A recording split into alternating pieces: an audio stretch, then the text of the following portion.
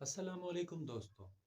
PSL Pakistan super league Pakistan की सबसे बड़ी टी20 लीग और दुनिया की दूसरी सबसे बड़ी टी20 league PSL Pakistan super league हर साल फरवरी से मार्च पाकिस्तान में मुनक़िद होती है और पाकिस्तान में क्रिकेट फैंस इसे एक फेस्टिवल की तरह सेलिब्रेट करते हैं। और अगर आप पाकिस्तान में रहते हैं तो आप ज़रूर पीएसएल फॉलो कर रहे होंगे। लेकिन दोस्तों, क्या आपने कभी सोचा है कि पीएसएल रेवेन्यू कैसे जनरेट करता है, इससे पीसीबी पैसे कैसे बनाता है और इससे पीएसएल में मुख्तलिफ जो फ्रेंचाइजीज हैं वो कैसे पैसे बनाती हैं और पाकिस्तान को इससे क्या फ़ायदा होता है। आखिर में ये सवाल कि पीएसएल में सिर्फ 6 फ्रेंचाइजीज क्यों, पीसीबी इससे ज़्यादा क्यों नहीं बढ़ाता। आइए इन्हीं सवालात के जवाब ढूंढने की कोशिश करते हैं इस यूट्यूब वीडियो में। दोस्तों, पाकिस्तान में क्रिकेट बहुत ज़्यादा पसंद किया जाता है। जब भी पाकिस्तान में क्रिकेट की नेशनल या इंटरनेशनल लीग होती है तो पाकिस्तानी बहुत शौक से देखते हैं और उसे फॉलो करते हैं। लेकिन क्रिकेट फैंस के लिए बुरी खबर उस वक्त आई जब 2009 में श्रीलंका की टीम पर पाकिस्तान में हमला हो गया और इससे 8 पाकिस्तानी मारे गए और बरतानवी कोच समेत 9 इंटरनेशनल प्लेयर्स इससे जख्मी हो गए। उसके बाद पूरी दुनिया में ये मैसेज गया कि पाकिस्तान अब एक सेफ प्लेस नहीं है, पाकिस्तान में क्रिकेट खेलना अब बिल्कुल सेफ नहीं है। उसके बाद पाकिस्तान में क्रिकेट तो लगभग बंद ही हो गई। हमारी पाकिस्तान की टीम बाहर के मुल्कों में जाकर खेलने लगी और पाकिस्तान का home ground Dubai international stadium और शारजा स्टेडियम बन गए। उसके बाद पाकिस्तान ने जो भी लीग खेली बाहर ही खेली। लेकिन उसके बाद पाकिस्तान की आर्म्ड फोर्सेस ने दिन रात मेहनत की, पाकिस्तान में सरगर्म दहशतगर्द तंजीमों और स्लीपर सेल्स का मुकम्मल तौर पर खात्मा किया और पाकिस्तान ने ये जंग जीत ली। पाकिस्तान से दहशतगर्दी का एक बार फिर से खात्मा हो गया। उसके बाद 2016 में पीसीबी ने ऐलान किया कि अब वो पाकिस्तान सुपर लीग का आगाज करेंगे।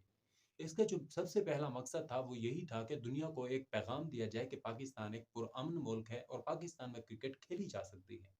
और इस मकसद के लिए उन्होंने स्टेप बाय स्टेप इसे फॉलो करने का ऐलान किया। मतलब सबसे पहले जो पीएसएल का आगाज किया जाएगा वो दुबई से शुरू किया जाएगा। उसके बाद आहिस्ता आहिस्ता पहले कुछ मैच पाकिस्तान में आएंगे और आखिरकार पूरा पीएसएल पाकिस्तान मुंतकिल हो जाएगा। अब आइए असल टॉपिक की तरफ चलते हैं कि पीएसएल रेवेन्यू कैसे जनरेट करता है। दोस्तों, पीएसएल के रेवेन्यू जनरेट करने के टोटल 3 तरीके हैं। सबसे पहला तरीका है ब्रॉडकास्टिंग राइट्स का। मतलब जब किसी भी ग्राउंड में मैच होगा तो उसे लाइव किसी न किसी स्पोर्ट्स चैनल पर तो लाजमी दिखाया ही जाएगा। तो वो जो स्पोर्ट्स चैनल दिखाएगा वो उसके ब्रॉडकास्टिंग राइट्स के लिए पैसे देता है। इससे पीएसएल को रेवेन्यू आता है, पीसीबी पैसा कमाता है। अब ईयर बाय ईयर डिस्कस करते हैं कि किस साल कौन से चैनल के पास ब्रॉडकास्टिंग राइट्स थे और इससे पीएसएल को रेवेन्यू कितना मिला। सबसे पहले आ जाते हैं 2016 में। जब पीसीबी ने टेंडर निकाला तो उस वक्त पाकिस्तान के स्पोर्ट्स चैनल में किसी ने भी कोई मौजू कीमत नहीं लगाई। मतलब ब्रॉडकास्टिंग राइट्स खरीदने के लिए कोई अच्छी कीमत नहीं आई। जो पीसीबी एक्सपेक्ट कर रहा था सभी कीमतें उससे बहुत ही कम थी। तो इस पर पीसीबी के चेयरमैन जनाब नजम सेठी साहब ने ये फैसला किया कि वो पीएसएल के ब्रॉडकास्टिंग राइट्स नहीं बेचेंगे, बल्कि वो एक और फार्मूले के तहत काम करेंगे। मतलब पाकिस्तान के जो 3 उस वक्त के मशहूर स्पोर्ट्स चैनल थे उन तीनों की ट्रांसमिशन टाइम ही खरीदा जाएगा। मतलब जिस वक्त पीएसएल का मैच हो रहा होगा उस वक्त उन तीनों स्पोर्ट्स चैनल्स के ट्रांसमिशन टाइम खरीदा जाएगा और उन्हें सिर्फ उसी के पैसे दिए जाएंगे। उसके अलावा लेकिन उस पर जो खर्च आएगा उसके लिए स्पॉन्सर्स और दूसरे लवाजमात पीसीबी खुद ढूंढेगा और पीसीबी इसी फार्मूले पर कारबंद रहा। और 2016 में पीसीबी ने यही फार्मूला फॉलो किया और आप हैरान होंगे, इससे पीसीबी को फायदा ही हुआ। अब नंबर्स पर आ जाते हैं। हुआ कुछ यूं कि 2016 में पीएसएल को ब्रॉडकास्ट करने पर जो टोटल लागत आई वो 23 करोड़ और कुछ लाख ऊपर थी।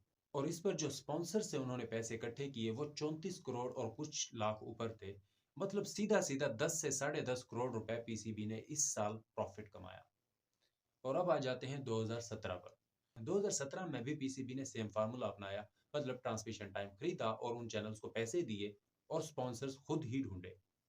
और इस साल भी पीसीबी को 25 करोड़ रुपए का प्रॉफिट हुआ। मतलब इस साल उन्हें 53 करोड़ रुपए का एक बहुत बड़ा स्पॉन्सर मिल गया और उस पर जो टोटल उनका खर्च आया वो तकरीबन 27 करोड़ रुपए था, जो उन्होंने ट्रांसमिशन टाइम खरीदने के लिए मुख्तलिफ स्पोर्ट्स चैनल्स को दिए। और इससे सीधा सीधा उन्हें 25 करोड़ रुपए का प्रॉफिट आया। अब आ जाते हैं 2018 पे। लेकिन इस साल के जो नंबर्स थे वो पीसीबी की वेबसाइट पर तो मौजूद नहीं है। लेकिन एक अखबार ने नंबर लिखे और उसमें उसने कहा कि 350 से 400 मिलियन का प्रॉफिट इस साल 2018 में भी पीसीबी ने कमाया। 2019 में पीसीबी के चेयरमैन तब्दील हो गए और एहसान मानी साहब आ गए। एहसान मानी साहब ने यह फैसला किया कि वो ट्रांसमिशन टाइम नहीं खरीदेंगे बल्कि ब्रॉडकास्टिंग राइट्स को बेचा जाएगा। अब इस मकसद के लिए उन्होंने टेंडर निकाला और ये टेंडर उस वक्त ब्लिट्ज एडवर्टाइजिंग और टेक फ्रंट ने जीत लिया और इस मकसद के लिए उन्होंने $36 मिलियन पे किए। मतलब पीसीबी को इससे जो रेवेन्यू आया वो 36 मिलियन था।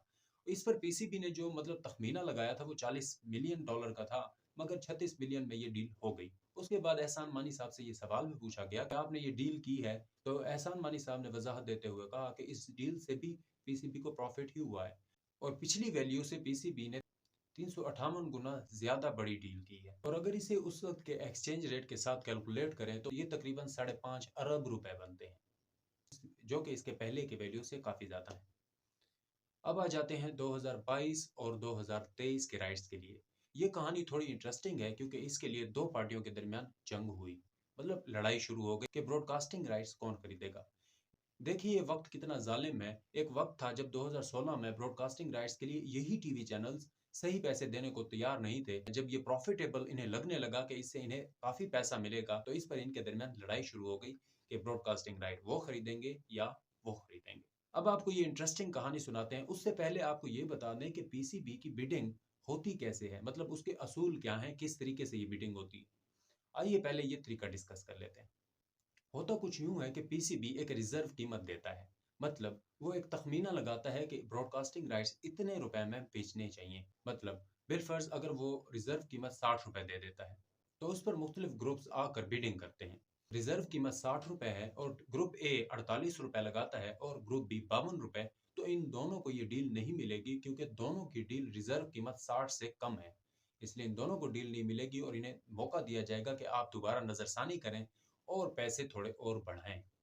उसके बाद जब बिडिंग होती है, अगर ग्रुप ए ने 62 रुपए लगा दिए और ग्रुप बी ने अगर 58 रुपए लगा दिए, तो इससे डील ग्रुप ए को मिल जाएगी क्योंकि वो 62 रुपए मतलब रिजर्व कीमत से भी ज्यादा दे रहे हैं, तो डील ग्रुप ए को मिल जाएगी। मतलब डील उसे मिलती है जो रिजर्व कीमत के बराबर या उससे ज्यादा पैसे लगाए। अब आ जाते हैं बिडिंग पर, जो 2022 और 2023 के ब्रॉडकास्टिंग राइट्स बेचने के लिए हुई। हुआ कुछ यूं कि 3 दिसंबर को पीसीबी ने टेंडर निकाला और डेट दी 23 दिसंबर तक तमाम स्टेक होल्डर्स अपनी अपनी जो कीमत वो लगाना चाहते हैं ब्रॉडकास्टिंग राइट्स की, वो लिफाफे में बंद करके जमा कराएं। और 24 तारीख को इस पर बिडिंग होगी। 23 तारीख को ऐसे ही हुआ और पीटीवी स्पोर्ट्स और ए स्पोर्ट्स ने मिलकर कंसोर्शियम बनाया और दोनों ने मिलकर एक ही डील दी और उनके मुखालिफ में थे जियो सुपर। उन्होंने लिफाफे में बंद करके वो कीमत दे दी। अब बताते हैं कि बिडिंग टेबल पर क्या हुआ। बिडिंग टेबल पर पीसीबी के नुमाइंदे, जियो सुपर के नुमाइंदे, ए स्पोर्ट्स और पीटीवी स्पोर्ट्स के जो कंसोर्शियम थे उनके नुमाइंदे भी मौजूद थे। उस पर जियो सुपर के नुमाइंदे ने ये ऐतराज उठाया कि भाई आप ये किस कानून के तहत ये कंसोर्शियम बना के बैठे हैं। पीटीवी स्पोर्ट्स तो एक रियासती इदारा है, ए स्पोर्ट एक प्राइवेट इदारा है, तो ये दोनों कंसोर्शियम कैसे बना सकते हैं।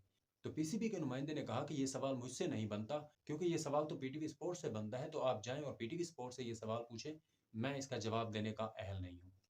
तो इसके बाद ये बात खत्म हो गई, दोनों फ्रीक खामोश हो गए। और उसके बाद पीसीबी के नुमाइंदे ने रिजर्व कीमत का लिफाफा खोला। उसमें जो कीमत लिखी हुई थी वो थी 3.584 बिलियन रुपए। और उसके फौरन बाद पीटीवी स्पोर्ट्स और ए स्पोर्ट्स के जो कंसोर्शियम था उसके नुमाइंदे ने कहा कि हमने गलती से 1 साल के लिए कीमत लिखकर आपको दे दी है, मतलब जो कीमत लिखी है वो 1 साल के लिए हमने दी है। तो हम आपसे रिक्वेस्ट करते हैं कि जब आप ये लिफाफा खोलें, जो कीमत लिखी हुई है आप उसे डबल कंसीडर करें। लेकिन इस पर जियो सुपर के नुमाइंदे ने ऐतराज उठाया कि ये ऐसा नहीं हो सकता, ये जो कीमत लिख कर दे दी गई है वो फाइनल है। तो पीसीबी के नुमाइंदे ने भी ये ऐतराज एक्सेप्ट किया और कहा कि ए स्पोर्ट्स और पीटीवी स्पोर्ट्स अब ये एक जबानी दरखास्त एक आखिरी वक्त पर नहीं दे सकते और हम इसे रिजेक्ट करते हैं। और वो दरखास्त रिजेक्ट हो गई। इसके बाद पीसीबी के नुमाइंदे ने दोनों पार्टियों के लिफाफे खोले। इस पर जियो सुपर का लिफाफा खोला गया तो उसमें जो उन्होंने कीमत लगाई थी वो 3.36 बिलियन रुपए लिखी गई थी। और पीटीवी स्पोर्ट्स और ए स्पोर्ट के कंसोर्शियम का लिफाफा खोला गया तो उसमें 2.2 बिलियन रुपए लिखे हुए थे। मतलब अगर देखा जाए तो ए स्पोर्ट और पीटीवी स्पोर्ट के कंसोर्शियम की वैल्यू डबल करने की जो एप्लीकेशन थी, अगर वो एक्सेप्ट हो जाती तो ये डील उन्हें मिल जाती। लेकिन क्योंकि पीसीबी के नुमाइंदे ने ये रिजेक्ट कर दी थी तो उनकी कीमत अब कम थी और जियो सुपर की कीमत ज्यादा थी। लेकिन दोस्तों, रिजर्व कीमत क्योंकि दोनों पार्टियों की कीमत से ज्यादा थी, इसलिए डील दोनों को नहीं मिली और उन्हें एक और मौका दिया गया, आप जाएं और कीमत थोड़ी और बढ़ाएं जो रिजर्व कीमत से ज्यादा हो। इस पर ए स्पोर्ट्स और पीटीवी स्पोर्ट के कंसोर्शियम ने अपनी जो एप्लीकेशन की थी, मतलब वैल्यू डबल करने की, उन्होंने डबल कर दी 4.4 बिलियन रुपए। और जियो सुपर ने एक मामूली इजाफे के साथ 3.74 बिलियन रुपए लिख कर दे दिए। इस पर पीटीवी स्पोर्ट और ए स्पोर्ट के कंसोर्शियम की कीमत ज्यादा हो गई और इसीलिए वो डील ए स्पोर्ट्स और पीटीवी स्पोर्ट के कंसोर्शियम को मिल गई। ये डील मिलने की देर थी, जियो ग्रुप ने और जम ग्रुप ने अखबारों में और अपने मीडिया हाउस में ये खबरें चलाना शुरू कर दी कि ये डील गलत तरीके या गैर कानूनी तरीके से हुई है और इसमें इंसाफ नहीं हुआ, हमारे साथ नाइंसाफी की गई है। ये मामला थोड़ा और बढ़ा तो पीसीबी से इससे मुतालिक सवाल पूछा गया, तो पीसीबी ने ये जो तरीका मैंने अभी आपको बिडिंग का बताया वो अपनी वेबसाइट पर अपलोड कर दिया। नीचे मैंने लिंक दे दिया है, आप लिंक से देख सकते हैं वो तरीका क्या है, वो मैंने आपको बता दिया है वैसे। तो वो तरीका उन्होंने बता दिया कि इस तरीके से बिडिंग होती है और ये बिल्कुल लीगल तरीके से हुई है। अगर किसी को एतराज़ है तो आप अदालत जा सकते हैं। अगर किसी को एतराज़ है तो पीसीबी में एक शिकायत सेल है, आप वहाँ जाएँ और एप्लीकेशन दे सकते हैं। आप पर आपकी एप्लीकेशन पर नज़रसानी की जाएगी। उस वक़्त पीटी स्पोर्ट के डायरेक्टर डॉक्टर नुमान से जब ये सवाल पूछा गया, तो उन्होंने कहा कि हम कोई सरकारी इदारा नहीं बल्कि हम तो एक बिज़नेस एंटिटी हैं। मतलब हम प्रॉफ़िट देखते हैं। सीधी-सी बात है और हमने ये कंसोर्शियम बनाने के लिए सिर्फ़ ए स्पोर्ट से राब्ता नहीं किया बल्कि जियो सुपर से भी किया था और दूसरे जो इसमें इंटरेस्ट रखने वाले स्टेक होल्डर्स थे, सबसे हमने राब्ता किया था। लेकिन उस वक़्त की जो डील्स हमारी पीटीवी स्पोर्ट की ए स्पोर्ट्स के साथ हुई, तो हमें उसमें प्रॉफ़िट नज़र आया, तो हमने इसलिए ये एक कंसोर्शियम बना दिया और हमारे हिसाब से ये बिल्कुल गलत नहीं है और मैं आज भी कायम हूँ कि ये सब कुछ जो हुआ, ये कानून के मुताबिक हुआ। अब आ जाते हैं दूसरे तरीके पर जिससे पीएसएल रेवेन्यू कमाता है। वो दूसरा तरीका है स्पॉन्सरशिप। पीएसएल के पहले एडिशन से ही पीएसएल ने प्लैटिनम, गोल्ड और सिल्वर स्पॉन्सरशिप का आगाज किया।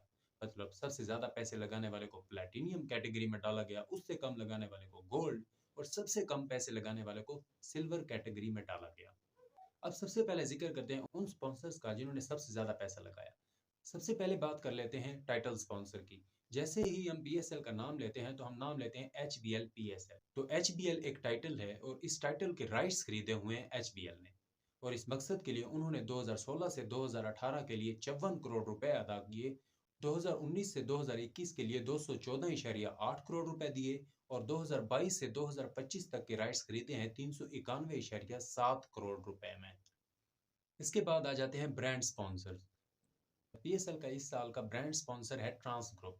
ट्रांस ग्रुप ने पिछली वैल्यू के 219 गुना ज्यादा बिड लगाकर, बोली लगाकर ये राइट्स 2022 से 2025 तक के ब्रांड के जो राइट्स हैं वो खरीद लिए।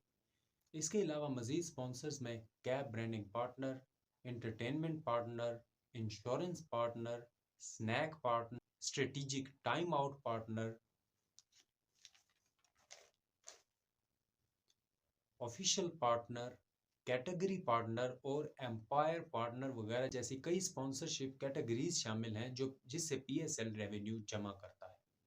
इसके अलावा हम पीएसएल में मुख्तलिफ सेगमेंट्स भी देखते हैं, जैसे कि पीसीबी ने शुरू किया था हमारे हीरो सेगमेंट। उसमें पाकिस्तानी जिन्होंने गैर मामूली खिदमात अंजाम दी उनको अप्रिशिएट करने के लिए एक सेगमेंट शुरू किया गया, हमारे हीरो सेगमेंट।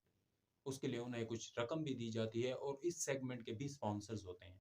इसके अलावा हम देखते हैं कि टपाल टी लाउंज में लोग बैठकर चाय पी रहे होते हैं और कुछ देर के लिए उसे भी दिखाया जाता है। यहाँ टपाल वहाँ पे जो है ना स्पॉन्सर है। ओसाका बैटरी का एक सेगमेंट होता है जिसमें कुछ लोगों को एलईडी के साथ भगाया जाता है। इसके बाद आ जाते हैं गेट मनी पर। गेट मनी से मुराद टिकट्स पर जो पैसे आते हैं, इसके अलावा जो हम उनकी मुख्तलिफ टीमों की जो जर्सियाँ खरीदते हैं उससे जो रेवेन्यू आता है वो होता है गेट रेवेन्यू। वो भी कुछ करोड़ों में होता है। उसकी टोटल डिटेल तो पीसीबी की वेबसाइट पर नहीं बताई गई, लेकिन ये सेल भी करोड़ों में होती है। इस साल टिकट्स की कीमत 600 से शुरू होती है, तो आप अंदाज़ा लगा सकते हैं कि ग्राउंड में कितने लोग आए होते हैं। तो इससे भी तकरीबन करोड़ों में ही रेवेन्यू इकट्ठा होता है। इसके अलावा पीएसएल का रेवेन्यू जनरेट करने का एक और तरीका भी है। वो तरीका है फ्रेंचाइजेस। मतलब ये जो फ्रेंचाइजेस हैं ये कॉन्ट्रैक्ट पर होती हैं। मतलब एक फ्रेंचाइज है कराची किंग्स, वो 10 साल के कॉन्ट्रैक्ट पर होती है। जब वो 10 साल का कॉन्ट्रैक्ट खरीदते हैं तो इस पर भी पैसे देते हैं और अगले 10 साल के बाद वो फिर से एक कॉन्ट्रैक्ट खरीदेंगे और पहली वैल्यू से ज़्यादा वैल्यू ही लगानी पड़ेगी, उससे भी इन्हें रेवेन्यू आता है। दोस्तों इसके अलावा मुख्तलिफ ऑनलाइन एप्लीकेशंस पर भी पीएसएल को लाइव दिखाया जाता है। मतलब तमाशा, टैपमेड और अब 2022 और 2023 के राइट्स दराज ने जीते और पीएसएल 8 भी इस वक्त भी दराज गा रहा है। इससे भी पीएसएल को रेवेन्यू जनरेट होता है। ये भी ब्रॉडकास्टिंग राइट्स होते हैं जो लेने के लिए पैसे देने पड़ते हैं और इससे पीएसएल को रेवेन्यू जनरेट होता है। इसके बाद आ जाते हैं मुख्तलिफ फ्रेंचाइजीज पर। दोस्तों फ्रेंचाइजीज से पीएसएल कैसे रेवेन्यू जनरेट करता है। दोस्तों जब पीएसएल का आगाज हुआ 2016 में तो उस वक्त 5 फ्रेंचाइजीज को लॉन्च किया गया और पीसीबी ने 5 फ्रेंचाइजीज को मुख्तलिफ प्राइवेट कंपनियों को फरोख्त किया। और इस मद में उन्हें $93 मिलियन का रेवेन्यू जनरेट हुआ। और 2017 में जब मुल्तान सुल्तान को ऐड किया गया तो उस वक्त भी शून ग्रुप एंटरप्राइजेज ने $41.6 मिलियन में मुल्तान सुल्तान को खरीदा। लेकिन उसी साल शून ग्रुप एंटरप्राइजेज के जो माली मामलात थे वो थोड़े खराब हो गए, जिसकी वजह से वो मुल्तान सुल्तान की सालाना फी यानी कि $5.2 मिलियन पे करने में नाकाम रहे, जिसकी वजह से पीसीबी ने उनके राइट्स मंसूख कर दिए और उसी साल दोबारा टेंडर निकाला कि अगर कोई और पीएसएल की छठी टीम यानी कि मुल्तान सुल्तान को खरीदना चाहे तो मुल्तान सुल्तान के ये राइट्स तरीन ग्रुप ने $5.21 मिलियन की रिजर्व कीमत पर $6.35 मिलियन में खरीद लिए और अगले 7 साल के लिए वो इनके राइट्स खरीद कर इसके मालिक बन गए। और इसके बाद दोस्तों आपको एक इंटरेस्टिंग फैक्ट बताते चलें कि 2021 में मुल्तान सुल्तान को मुकम्मल तौर पर आलमगीर खान तरीन ने एक्वायर कर लिया। मतलब अब वो सिर्फ आलमगीर खान की मलकियत है। उसके बाद आ जाते हैं कि दोस्तों के ये फ्रेंचाइजीज कैसे पैसे बनाती हैं। दोस्तों जो पीएसएल की मुख्तलिफ 6 फ्रेंचाइजीज हैं, ये रेवेन्यू कैसे जनरेट करती हैं। दोस्तों सबसे पहले तो इन्हें 5 मिलियन पीसीबी खुद देता है ग्रांट के तौर पर ताकि ये अगले सीजन की तैयारी कर सके। इसके अलावा इन्हें 2.5 मिलियन हर महीने भी दिए जाते हैं। इसके अलावा एनएफटी की मद में भी इन्हें कुछ 7.5 लाख रुपए माहाना दिए जाते हैं। इसके अलावा दोस्तों फ्रेंचाइजीज को ज्यादा इंटरेस्ट पीएसएल जीतने में नहीं यानी कि विनिंग मनी पर नहीं होता, बल्कि दूसरे सोर्सेज से पैसे कमाते हैं। जैसे कि इनका सबसे ज़्यादा रेवेन्यू आता है मुख्तलिफ स्पॉन्सर से। दोस्तों आप मुख्तलिफ फ्रेंचाइजीज की जो टीम्स हैं उनके जब जर्सी देखते हैं उनके सामने बाजू पर और पीछे या फिर ट्राउजर के ऊपर भी आप देखते होंगे कि मुख्तलिफ स्पॉन्सर्स के लोगो लगे होते हैं और वही उनके स्पॉन्सर्स होते हैं और वो फ्रेंचाइजीज उन स्पॉन्सर्स से पैसे लेती हैं। इससे उनका रेवेन्यू जनरेट होता है। इसके अलावा दोस्तों जब ये सीजन शुरू होता है उससे पहले ही ये ना ज्यादातर प्रॉफिट ले चुकी होती हैं। मतलब अब पीएसएल 7 की बात करें तो पीएसएल 7 में पहली बॉल कराए जाने से पहले ही हर फ्रेंचाइज को $900 मिलियन पीसीबी ने दे दिए। मतलब जो टोटल ब्रॉडकास्टिंग राइट्स और स्पॉन्सर्स वगैरह से जो टोटल रेवेन्यू जमा हुआ उसको 95 और 5 के फार्मूले के तहत मतलब 95% फ्रेंचाइजीज में तकसीम किया गया और 5% पीसीबी ने अपने पास रखा। और जो पीसीबी 5% रखता है उसे क्रिकेट के लिए यूज करता है, मतलब क्रिकेट की फलाह के लिए आगे मजीद इस्तेमाल किया जाता है। दोस्तों अब तक का पीएसएल का सबसे कामयाब तरीन सीजन पीएसएल 7 रहा है, जिसमें सिर्फ प्रॉफिट की मद में 2.3 अरब रुपए कमाए गए हैं और इस साल एक्सपेक्ट किया जा रहा है कि ये इससे 2x हो जाएगा। जो ये टोटल रेवेन्यू इकट्ठा करते हैं तो ये फ्रेंचाइजेज उसी से मुख्तलिफ प्लेयर्स को खरीदते हैं। पाकिस्तानी और इंटरनेशनल टोटल जो प्लेयर्स होते हैं उन सबको ये फ्रेंचाइजेज ही खरीदती हैं। दोस्तों उम्मीद करता हूँ कि आपको वीडियो इन्फॉर्मेटिव लगा होगा और कुछ ना कुछ नया सीखने को मिला होगा। दोस्तों अपना और अपनों का बहुत ख्याल रखिएगा और इस चैनल को सब्सक्राइब लाजमी कर दीजिए और बेल आइकन का भी दबा दीजिए ताकि मेरी आगे आने वाली जो धड़ाधड़ वीडियोस हैं वो आप तक लाजमी टाइम से पहुंच जाए। अपना बहुत ख्याल रखिएगा। अल्लाह हाफिज।